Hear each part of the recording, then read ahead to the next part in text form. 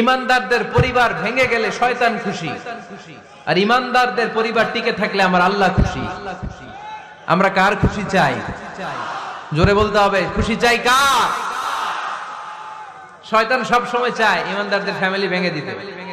Always he tries his level best to break down the relationship of a mu'min family.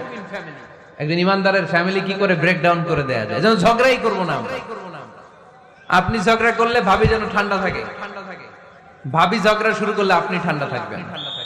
ঝগড়া করা যাবে না, কিন্তু ঝগড়া হয়ে যায় ফ্যামিলিতে, এটাকে চেক দিতে হবে। ঝগড়া নিয়ে অনেক মজার মজার গল্প আছে। একটা গল্প দিয়ে আজকে শুরু করি। এক লোক মাহফিল শেষ করে 11টার দিকে বাসায় ফিরেছে। তো বাসায় ঢোকার আগে তার ওয়াইফকে ফোন দিয়েছে।